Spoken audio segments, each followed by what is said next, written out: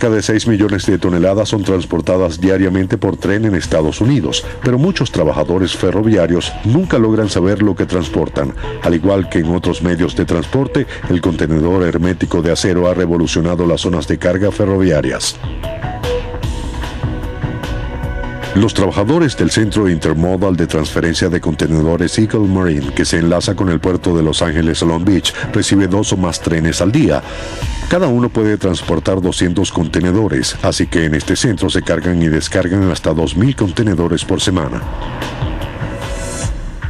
Quizás los contenedores de acero sean algo nuevo, pero las mercancías han sido transportadas en trenes casi desde que el primero de ellos se puso en marcha. Alrededor de 1830 o 1831 se crearon los primeros vagones de carga y se realizaron pruebas con diferentes modelos.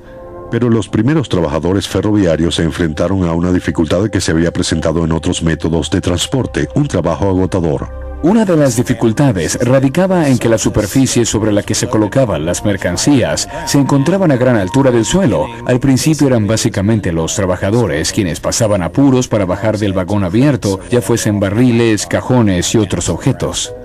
Afortunadamente para los primeros empleados de los depósitos, las dificultades pronto terminarían. Alrededor de 1845, antes de llegar a 1850, en las estaciones de trenes de las grandes ciudades, se produjo la creación de la plataforma, la cual no solo se utilizó para pasajeros, sino también para mercancías. Es una estructura creada para colocar una superficie plana al mismo nivel de la puerta de los vagones de carga o de pasajeros. En lugar de tener que levantar con esfuerzo las mercancías del vagón de carga para colocarlas en el suelo, es más fácil descargarlas en esta plataforma, en cuyo extremo hay una larga rampa que puede colocarse ante un vehículo con ruedas como una carretilla o un vagón. Donde no se disponía de plataformas, los trabajadores utilizaban carretillas para las cajas y baúles que por ser pequeños podían transportarse manualmente. Estas son algunas de las primeras carretillas para equipajes y de las mercancías que se transportaban en ellas. Por lo general se les llevaba a las afueras de la estación, se colocaba la carga de las furgonetas o camiones y se llevaba hasta el vagón. Su altura era similar a la del vagón, a fin de que pudiera trasladarse la carga al mismo fácilmente. Pero con el tiempo los trenes serían utilizados para transportar una carga mucho más pesada. La Guerra de Secesión fue uno de los primeros conflictos de gran magnitud que dependió enormemente de los medios de transporte modernos. La novedosa tecnología de las zonas de carga cambiaría definitivamente los ferrocarriles y la manera de combatir. Durante la Guerra de Secesión fue notable el uso de las grúas para descargar, por ejemplo, la maquinaria pesada destinada a una fábrica de fusiles, de cañones o para alguna actividad relacionada con la guerra. Así pues se produce la instalación de grúas cerca de las estaciones de trenes y en sus almacenes de manera permanente. Poco después de la guerra, el 10 de mayo de 1869, en Promontory Summit, Utah, los dignatarios colocaron el último riel del tren transcontinental, una red ferroviaria en constante expansión a lo largo de todo el país. La rapidez y eficiencia de los trenes generó un efecto notable en la minería. Los dueños de las minas de todo el país comenzaron a explotar numerosos yacimientos de minerales y de carbón considerados inaccesibles hasta entonces.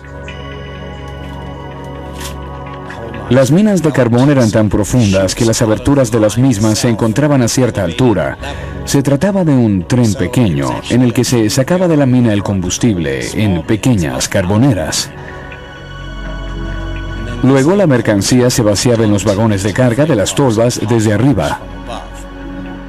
Los industriales idearon métodos para descargar los vagones con mercancías secas con mayor rapidez. En esta filmación de fines del siglo XIX aparecen obreros introduciendo un vagón con carbón en un enorme tambor giratorio, el cual da vueltas al vagón para vaciarlo.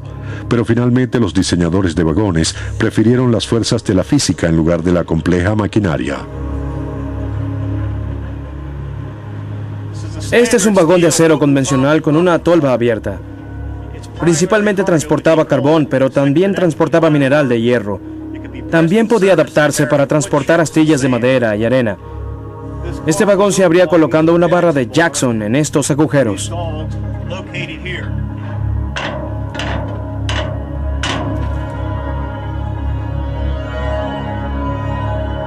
De esta manera, el vagón se colocaba en una rampa, se abría el depósito y gracias a la fuerza de gravedad, la carga del vagón caía en un vehículo de carga o en una gravera, como esta. La nueva estructura de las zonas de carga permitía la interrelación de los diferentes métodos de transporte. En la región de los Grandes Lagos, la minería y los buques evolucionaron paralelamente, pero a finales del siglo XIX los trenes se incorporaron al conjunto. Los trenes fueron incluidos en los sistemas de carga. Los vagones transportaban toneladas y toneladas de mineral que eran almacenadas en tolvas que formaban parte de las zonas de carga. Los buques llegaban, se colocaban muy cerca de las zonas de carga y se bajaban rampas especiales adaptadas a las dimensiones de las escotillas de los barcos. De esta manera, la carga de cientos de toneladas de mineral que años atrás demoraba algunas semanas, se realizaba en unas pocas horas. Pero no siempre se trataba de mercancías secas. En los trenes se transporta toda clase de líquidos. Con la llegada del siglo XX aparece el vagón cisterna, que era un cilindro colocado sobre un vagón abierto. Básicamente, este vagón se llenaba gracias a la gravedad. Sin embargo, alguien tenía que subirse al techo para colocar la boquilla.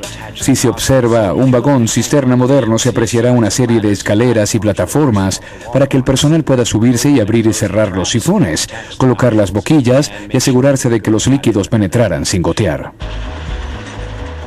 Durante los 50 años siguientes, las zonas de carga ferroviarias movilizaron la maquinaria de guerra estadounidense, abastecieron las industrias prósperas y distribuyeron los frutos de la creciente economía en tiempos de paz.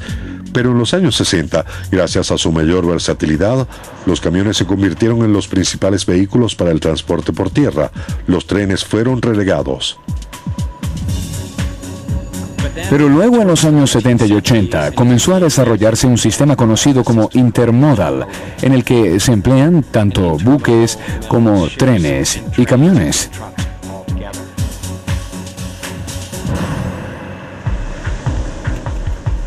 El sistema intermodal permitió que los trenes continuaran siendo parte del transporte terrestre. Hoy en día existen vagones de trenes especiales para diferentes usos. El carbón constituye alrededor del 50% del total de mercancías transportadas por tren, así que ambas industrias trabajan muy estrechamente. Llenados mediante correas transportadoras, estos enormes silos son en realidad depósitos de carbón. Al llegar el tren, toneladas de carbón se arrojan rápidamente en los vagones vacíos. Por las vías se desplazan vagones abiertos, vagones múltiples, transportadores especiales de acero en espiral, de autos y por supuesto vagones con contenedores, cada uno con especificaciones de carga y descarga diferentes. Con aproximadamente 40% de las mercancías transportadas por tren en Estados Unidos, los depósitos ferroviarios continúan siendo las zonas de carga más concurridas.